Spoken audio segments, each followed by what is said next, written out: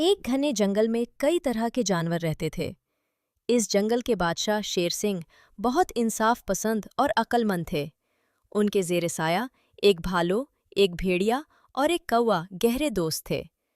वो तीनों हमेशा साथ नजर आते थे। इसी जंगल में एक लोमड़ी, एक गधा और एक हाथी भी रहते थे, जो उन तीनों की दोस्ती से बहुत जलते थे। देखो गिधा भाई, देखो हाथी भाई, इन तीनों को देखो, हंस हंस कर दिल बहला रहे हैं। मुझे इनकी ये दोस्ती आंखों में कांटे की तरह खटकती है। लोमड़ी बहन, तुम बिल्कुल ठीक कहती हो। ये भालू, भेड़िया और कौवा मिलकर जंगल में अपनी धौंस जमाए हुए हैं। शेर सिंह महाराज ने उन्हें कुछ ज्यादा ही आजादी दे रखी है। हमें उनका कुछ तोड़ करना चाहिए। लेकिन यारू, हम उनका क्या करें? वो तीनों मिलकर हम तीनों से ज्यादा ताकतवर हैं, और ऊपर से शेर सिंह महाराज की नजरों में वो नेक हैं। अगर हमने उनसे कोई ज्यादती की तो सीधे हमारा जंगल छोड़ने का परवाना मिल जाएगा। अरे हाथी भाई, तुम परेशान क्यों होते हो? ताकत से नहीं, अक्ल से काम लेना चाहिए। मेरे पास एक मंसूबा है। हम इन तीनों को इस तरह फंसाएंगे कि वो खुद ही जंगल छोड़कर भाग खड़े होंगे। वाह लोमड़ी बहन वाह! जल्दी बताओ, वो क्या मंसूबा है? मैं तो बेसब्री से इंतजार कर रहा हूँ। सुनो, हम शेर सिंह महाराज के पास जाएंगे और उनसे कहेंगे कि भालू, भेड़िए और कौवे ने मिलकर हमारी शिकायत की है कि हम जंगल में फसाद फैलाते हैं, लेकिन बात को यूं पलटेंगे कि खुद उन्हें मुजरिम ठहरा दें। कुछ समझा नहीं लोमड़ी बहन, जरा साफ साफ बताओ।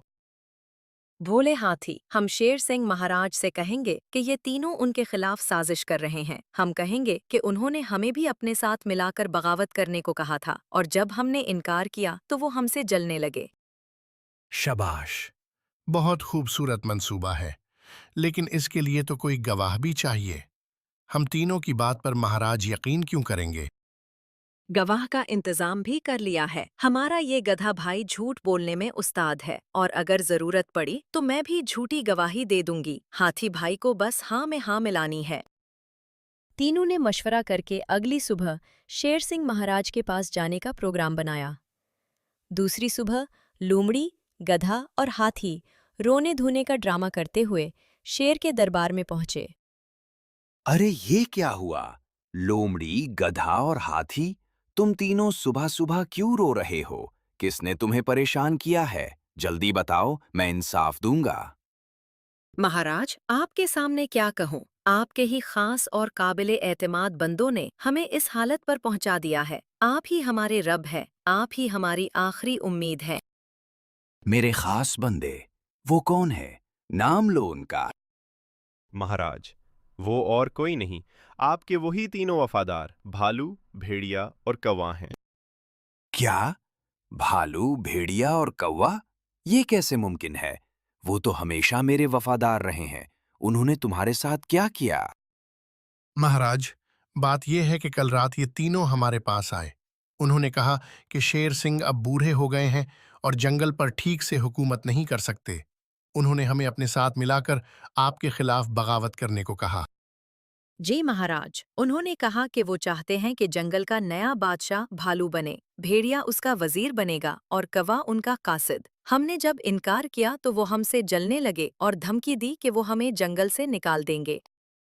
महाराज, हमने सोचा आपको सच से आगाह करना हमारा फर्ज है, चाहे हमें ही क्यों ना नुकसान उठाना पड़े।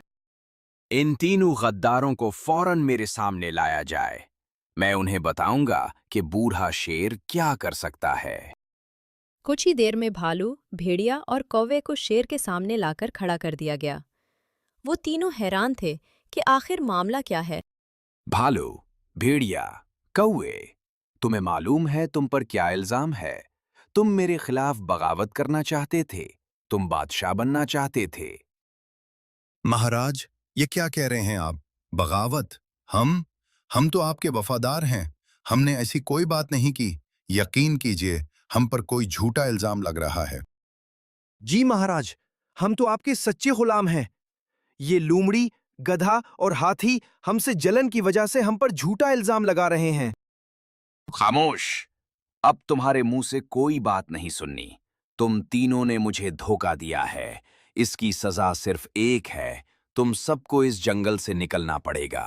कल सुबह तक तुम यहां से गायब हो जाओ, वरना फिर तुम्हें जेल में डाल दिया जाएगा। महाराज, इंसाफ कीजिए, हम बेकसूर हैं। कम से कम हमें मौका दीजिए कि हम अपनी बेगुनाही साबित करें। बस, तुम्हारी बेगुनाही का तो पता नहीं, लेकिन तुम्हारी शरारत अब अयां हो चुकी है।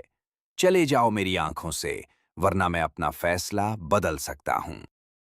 भालू, भेड़िया और कौवा बहुत उदास थे। उन्होंने कुछ न किया था, फिर भी उन्हें जंगल छोड़ना पड़ रहा था। वो तीनों सामान बांधकर अगली सुबह जंगल से निकल गए। कई दिनों तक वो भटकते रहे। आखिर थक हार कर वो एक दूसरे जंगल में पहुंचे। ये सब लोमड़ी, गधे और हाथी की शरारत थी। उन्होंने हमें बड़ी चालाकी से फंसाया। हाँ भालू भाई, अब हम क्या कर सकते हैं? किस्मत में यही लिखा था। अब देखते हैं ये नया जंगल हमें कबूल करता है या नहीं। घबराओ नहीं दोस्तों, मैं जरा इस जंगल का जायजा लेता हूं। कौन जानता है, शायद यहां हमारी किस्मत जाग जाए। उसी नए जंगल में एक अक्लमंद और ताकतवर हाथीराज नामी बादशाह था। वो बहुत नेक और इंसाफ पसंद था। उसके दरबार में कई जानवर शामिल थे। एक दिन उसके जंगल के एक भालू ने दूर से 3 अजनबियों को आते देख लिया। महाराज, हमारे जंगल में 3 नए जानवर आए हैं। एक भालू, एक भेड़िया और एक कौवा। ये बहुत उदास लग रहे हैं। शायद कहीं से भटक कर आ गए हैं। नए जानवर बगैर इजाजत के? उन्हें मेरे पास लाओ, मैं देखूं ये कौन है और क्यों आए हैं। भालू फौरन गया और तीनों दोस्तों को हाथीराज के सामने ले आया। तुम कौन हो, कहां से आए हो और हमारे जंगल में क्यों आए हो? महाराज, हम पड़ोसी जंगल से आए हैं।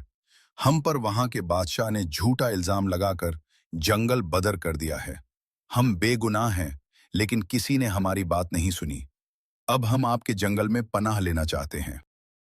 मगर तुमने हमारे जंगल में बगैर इजाजत कदम रखा। ये हमारे कवानीन के खिलाफ है। ताहम, चूंकि तुम परेशान हाल नजर आते हो, मैं तुम्हें एक मौका देता हूं।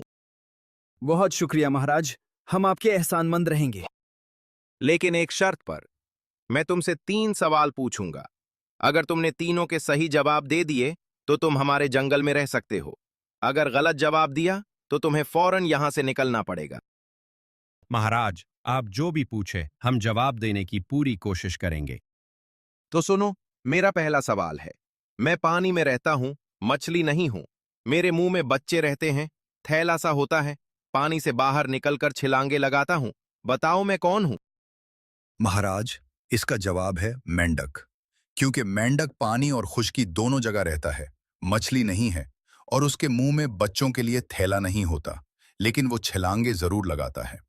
दरअसल मेंढक नहीं, ये तो मगरमच्छ की तरह लगता है, लेकिन मगरमच्छ के मुंह में बच्चे नहीं रहते।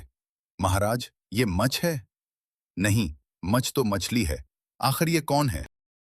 भालो भाई, ये तो मच्छ है। वो मच्छ जो पानी में रहती है, मछली नहीं है। और उसके मुंह में बच्चे रहते हैं, उसे थैला कहते हैं। जी महाराज, माफ कीजिएगा, मुझे जवाब याद आ गया। ये मच्छ है। मच्छ अपने बच्चों को मुंह में रखती है। बहुत खूब, तुमने पहला सवाल सही जवाब दिया। अब दूसरा सवाल सुनो। मेरे पास 2 सींग हैं, पर मैं बैल नहीं हूं। मेरे कान बड़े हैं, पर मैं हाथी नहीं हूं। मेरे पांव मोटे हैं, पर मैं गैंडा नहीं हूं। मैं जंगल का राजा कहलाता हूं। बताओ मैं कौन हूं? महाराज, ये तो बहुत आसान है। इसका जवाब है शेर, क्योंकि शेर को जंगल का राजा कहा जाता है। नहीं नहीं, शेर के सैंग कहां होते हैं और शेर के कान इतने बड़े नहीं होते। गौर से सुनो, 2 सैंग, बड़े कान, मोटे पांव। महाराज, मुझे जवाब मिल गया। ये भैंसा है। भैंसे के 2 सींग होते हैं, कान बड़े होते हैं, पांव मोटे होते हैं और वो जंगल का राजा कहलाता है, क्योंकि इससे ज्यादा ताकतवर और जंगल में कोई नहीं होता। सुभान अल्लाह, तुमने बिल्कुल सही जवाब दिया। हाँ, ये भैंसा ही है।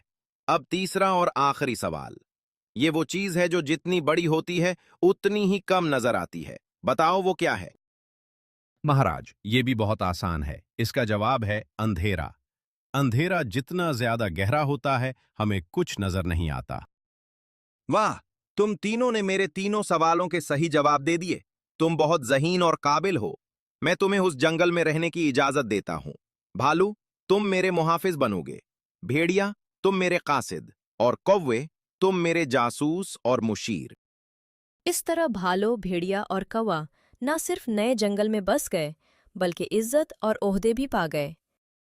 दूसरी तरफ पुराने जंगल में लोमड़ी, गधा और हाथी तो बहुत खुश थे कि उनका मंसूबा कामयाब हो गया, लेकिन शेर सिंह महाराज को जल्द ही अपनी गलती का एहसास हो गया। क्यों नहीं मैंने उन तीनों की बात सुनी? वो भालू, भेड़िया और कौवा कितने वफादार थे।